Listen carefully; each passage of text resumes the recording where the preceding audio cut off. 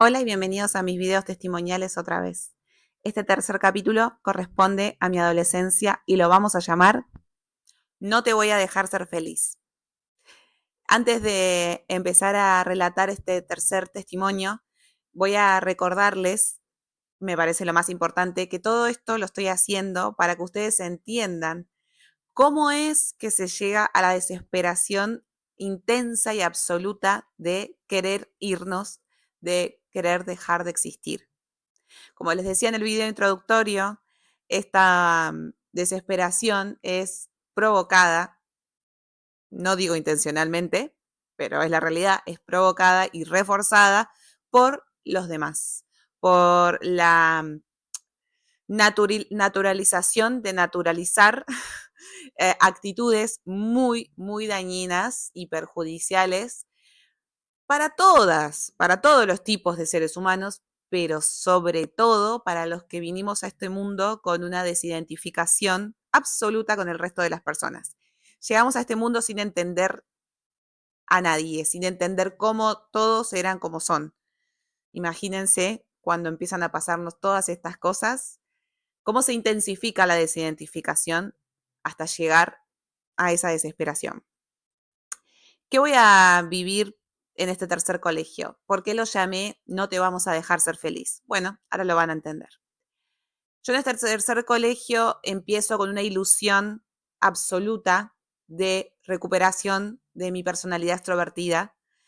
Yo, por unos pocos meses, lamentablemente pocos meses, voy a recuperar la personalidad extrovertida que había podido desarrollar en mi primera infancia y que me protegía de la desidentificación y de esa incomodidad absoluta de estar consciente de que estaba en un mundo en el que sentía que no pertenecía. En este tercer colegio empiezo con la suerte de que la compañerita que más querida por el resto, más celebrada por el resto, era la más graciosa, la que mejor humor tenía, la que los mejores chistes hacía, que hacía reír a todo el mundo, que encima era súper inteligente, que siempre estaba de buen humor, me había elegido. Le caí súper bien, vio que podía tener reciprocidad conmigo, entre nuestras personalidades podían tener reciprocidad, entonces se hizo muy amiga mía y eso me ayudó muchísimo a incorporarme a ese nuevo grupo social.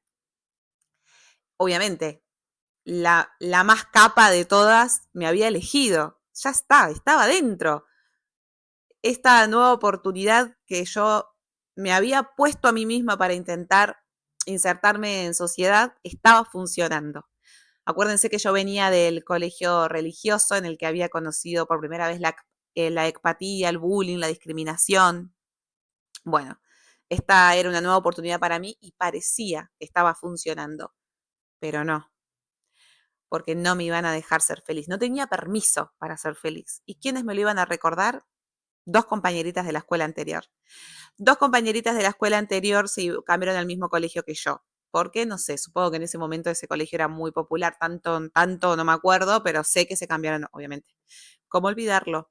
Sé que se cambiaron al mismo colegio que yo, iban al mismo grado que yo. Claro, estaban descubriendo mi verdadera personalidad por primera vez, personalidad que no conocían del colegio anterior. ¿Y esta qué le pasó? ¿De repente es una copada y es amiga de todos? No, no te lo vamos a permitir. Y eso hicieron, no me lo permitieron. Estas dos compañeritas que venían del colegio religioso les inventaron a mis nuevas amigas que yo las defenestraba a espaldas de ella, que hablaba súper mal con ellas a escondida. Y claro, mis amiguitas nuevas no me conocían hace poquitos meses, por lo tanto les creyeron. Y un día yo llegué al colegio y nadie me hablaba, nadie. No me miraban, no me hablaban, andaba sola por los recreos, llorando en el baño porque no entendía qué había pasado. Hasta que una de estas dos que habían hecho esto, que habían provocado esto, me encontró llorando en el baño y llena de culpa, porque simpatizaba un poco más conmigo, me dijo, fuimos nosotras, perdón. Fue idea de la otra, me dijo, pero yo fui testigo y cómplice. Y yo le dije, ¿por qué? Y ella me dijo, no sé. La otra, la que había tenido la idea y creado todo esto, culpa también que se volvió a cambiar de colegio, volvió al religioso y vaya nomás.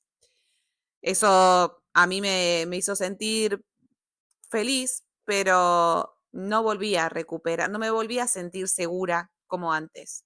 Obviamente mis compañeras, como no me conocían tanto, les quedó un poco de duda y desconfianza. Si bien volvió a estar todo bien, eh, siempre o durante un tiempo les había quedado esa cosa de, ¿habrá sido verdad?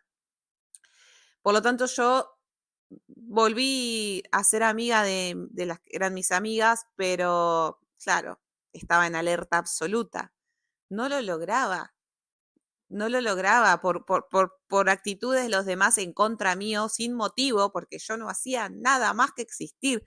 Nunca hice nada más que existir. Nunca. Obviamente, imagínense una persona que llega a este mundo queriéndose ir, bueno, no queriéndose ir porque eso va sucediendo a medida que vamos viviendo en estos entornos, pero llega a este mundo con total desidentificación, sin saber qué miércoles hace acá, sin saber cómo encajar, y encima no tenemos esos sentimientos. Yo me atrevo a decir que aquellos que sean como yo seguramente no tienen sentimientos, ni de envidia, ni de odio, ni de rencor, ni de competencia. No hay espacio para eso. Estamos totalmente preocupados por sobrevivir. No existe ni siquiera el lugar para que surjan esos pensamientos tan feos hacia los demás. Por lo tanto, no había un motivo para hacerme todo esto más que existí, flaca. Ya está, existís. Entonces esto volvió a pasar y yo obviamente voy a intentar volver a protegerme a través de la sumisión. Me voy a volver a plegar. Al siguiente año, esto fue en octavo grado, el noveno grado, bueno, ahora no sé cómo se dice, en ese momento se decía noveno grado, estoy hablando más o menos 15 años, va a cambiarse también a mi colegio una amiga mía que yo tenía por fuera, que la había conocido en danza en la preadolescencia, que era mi hermana de la vida, o yo la consideraba mi hermana. Spoiler alert, esperen a los 30. Esperen a los 30 porque no voy a spoilear nada, pero esperen a los 30. Voy a contarles algo que va a explicar muchas cosas de ciertas actitudes que tenía esta hermana mía con respecto a mí y que yo no las veía, no las vi, nunca me di cuenta hasta que pasó este evento a los 30 que dije, con razón. Parte de las cosas que pasaban con ella y que les va a dar una idea de lo que pasó a los 30 en la adolescencia, yo no podía pintarme los labios, por ejemplo, porque si me pintaba los labios, ella me decía que parecía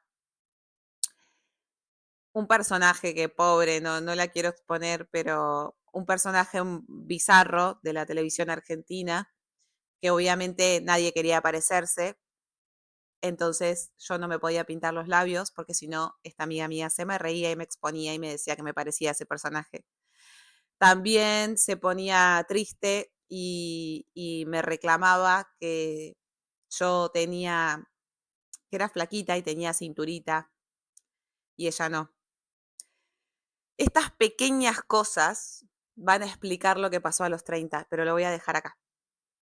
¿Qué pasó cuando ella entró? Ella siempre tuvo una personalidad que cautivaba a todo el mundo. Entonces yo pasé a ser, sumado a lo que me había pasado el año anterior, ahí ella empieza a cautivar a todos, incluyendo a mi amiga nueva que me había hecho el año anterior, esta que era la más popular y todo, y yo pasé a ser su sombra. De hecho, mi nueva amiga, me reconoció que yo siempre había sido su sombra, porque me dijo cuando me vio, que yo era muy amiga de ella, que éramos como hermanas, me dijo, vos sos la sombra que yo veía de ella en el verano. Ella siempre decía que nos veía juntas en el verano, pero que a mí ni me registraba, que todo el tiempo veía que ella, que mi amiga, mi hermana, andaba con alguien, pero que yo era como la sombra de mi amiga, que no me prestaba atención. Y yo no tenía ningún problema en ser la sombra, porque yo, imagínense, aunque nadie se diera cuenta, aunque nadie se lo podía imaginar, yo estaba tratando de sobrevivir, tratando de entender cómo pertenecer. Por lo tanto, si yo era la sombra de alguien más o no era la sombra, me daba igual, me daba igual. Pero ¿qué pasa? Y no puedo creer que decir esto me cueste tanto aún con casi 37 años, que siga sintiendo la culpa que tanto me persiguió, tanto me hicieron sentir por esto, por lo que voy a decir ahora. Pero yo siempre, como les decía en la primera infancia, yo siempre desperté la atracción de los tipos, de los hombres. No voy a ponerme a tratar de justificar por qué, porque eso viene del trauma, de la culpa que tengo. De hecho, hasta me cuesta decirlo. Pero, ¿por qué lo digo? Porque va a ser un problemón. Va a ser el motivo por el cual más me van a culpar y más me van a querer apagar por atraer a los tipos. Y obviamente en la adolescencia es cuando va a empezar a potenciarse mucho eso, porque es cuando están todos los chabones con las hormonas ahí, qué sé yo. Entonces, claro, eh, era culpable. Era culpable de atraerlos, era culpable de que gustaran de mí y las opacaba sin hacer absolutamente nada. Yo ahí empiezo, el uniforme de ese colegio era como un vestido, una jumper se dice acá. Eh, no sé, como un vestido así, que con un cinto, que cuando en la adolescencia te subía la pollerita para que no te quede tan larga y qué sé yo. ¿Saben con qué iba al colegio yo? Con el uniforme de mi hermano, para no llamar la atención. En lugar de ponerme la faldita, la pollerita corta, como se ponían todas mis compañeras, yo me ponía una camisa oversize, un pantalón con el fundillo hasta las rodillas que había heredado de mi hermano e iba vestida con la ropa de mi hermano. Así empezó mi adolescencia, imagínense cómo fue el resto de mi vida. Por lo tanto, yo ya sentía esa culpa, ya me sentía culpable. Esto es solamente un detalle de todo lo que voy a haber vivido con respecto a los vínculos amistosos. Pero empezó ahí, por eso lo cuento ahora. Y ahora me estoy acordando, ¿se acuerdan cuando yo les nombré en la segunda infancia a una chica del que iba al colegio religioso, que nadie le hablaba, que ella no hablaba con nadie, que tenía una actitud encorvada, que miraba para abajo y nadie le hablaba? ¿Se acuerdan que le dije que se acuerden de ella? Bueno, ¿por qué? Porque ella se cambió a este mismo colegio que yo. Y seguramente buscando una oportunidad para ella, como yo también la estaba buscando. Pero ¿saben lo que pasó con ella? Ella era un año más grande que yo. Y no se piensen que en este colegio, aunque no sea religioso, no existía el bullying, la discriminación. No, no, no. De hecho, yo en este colegio, nosotros íbamos a dejar de ser nombrados por nuestro nombre. A nosotros nos iban a empezar a nombrar por nuestro defecto corporal más llamativo. Y para que entiendan que todo eso, la tortura del bullying y de la expatía y todo eso seguía naturalizado y normal, como sigue naturalizado y normal en la adultez, porque yo en ese momento voy a empezar a tener la ilusión, y me lo acuerdo como si fuera ayer, que yo siempre pensaba, esto es temporal, es cuestión de maduración, en la adultez se va a terminar, tenés que esperar hasta la adultez. Esperen hasta la adultez para ver si terminó. Bueno, ¿qué pasó con esta chica? Ella le tocó un año siguiente, o sea, ella era un año más grande que yo, por lo tanto iba al año siguiente, que era el peor grupo en cuanto al bullying, la discriminación, pobre, tuvo una mala suerte de caer en el peor grupo, en el menos empático. ¿Y qué hizo? Tomó la decisión de dejar de existir. Por eso les dije que se la acuerden, porque también por ella estoy haciendo esto. Y ustedes se piensan que el colegio dijo algo, habló de algo, nos dio una conversación de reflexión o de conciencia al respecto. No. Los días siguieron como si nada hubiera pasado. Por eso les dije que se acuerden de esta chica, porque me interesa nombrarla en su honor, en su nombre. Entonces, ¿qué fue cómo yo estaba sobreviviendo a todo esto, ¿no? Porque yo estaba en mi grupo, era el popular. O sea, claro, yo me había hecho amiga de la más popular, después vino mi amiga, mi hermana, que cautivaba a todo el mundo, estaba en el grupo popular y encima el grupo lo había creado yo, porque yo me había hecho individualmente amiga de ellas por separado y las uní y formamos el grupo que yo quedé en ese grupo popular. ¿Significaba que la popularidad me protegía? No, claro que no, no. Solamente tenía que fingir pertenecer. ¿Y cómo hacía? Bueno, así.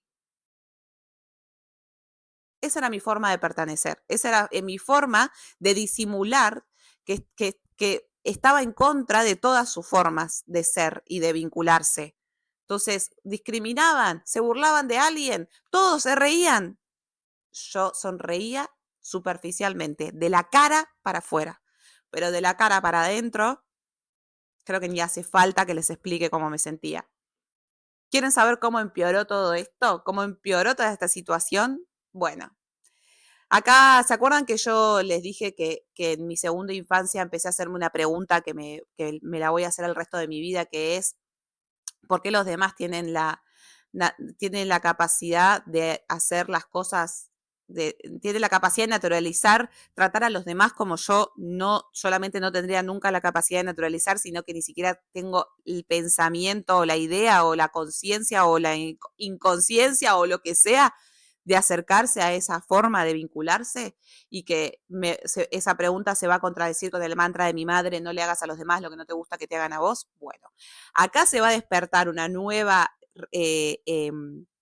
confirmación en mi vida que va a ser yo amo más que el resto.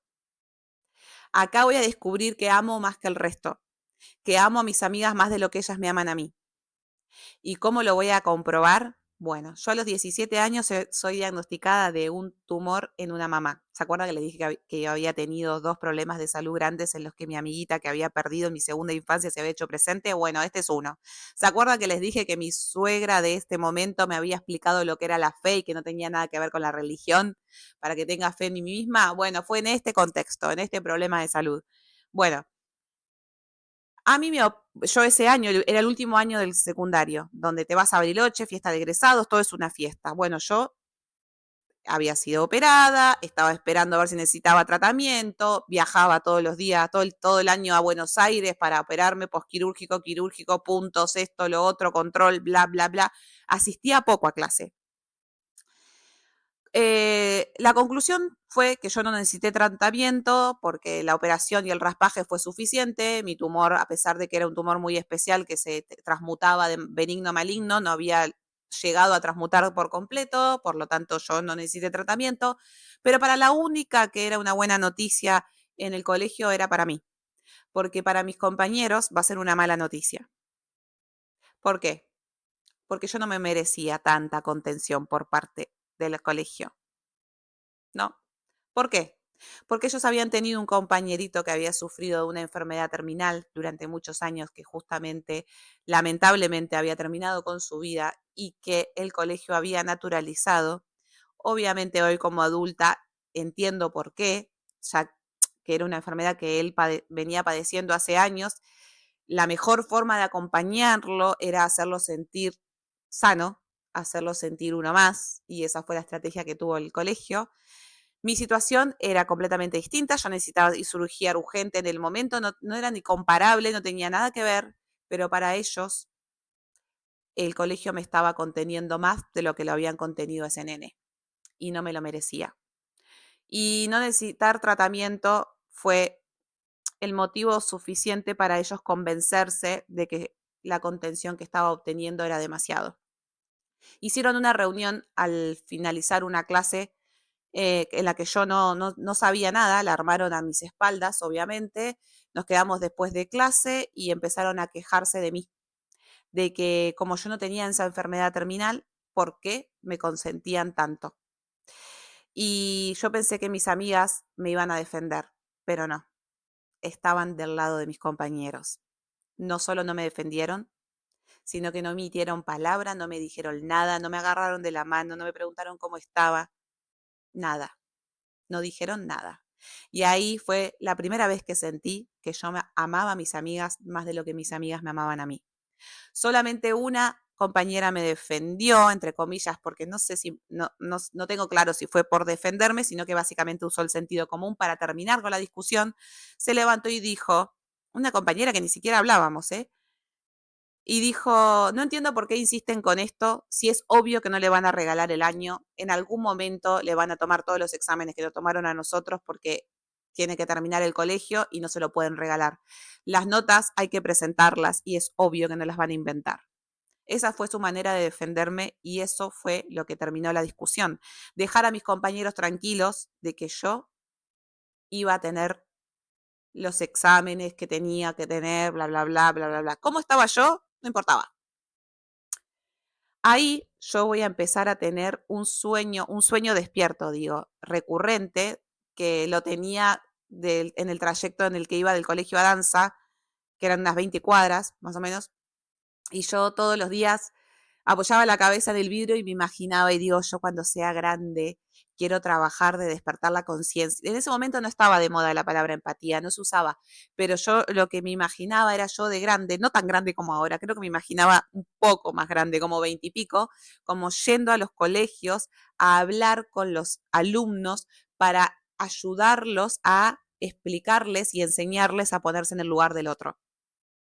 O sea, básicamente quería dar clases de empatía. Pasa que en ese momento no lo ponía, no usaba esas palabras en mi imaginación, sino que me imaginaba yo entrando en el aula y haciendo dinámicas para enseñarle a los alumnos a ponerse en el lugar del otro e intentar que sean más compasivos. Ese era mi sueño.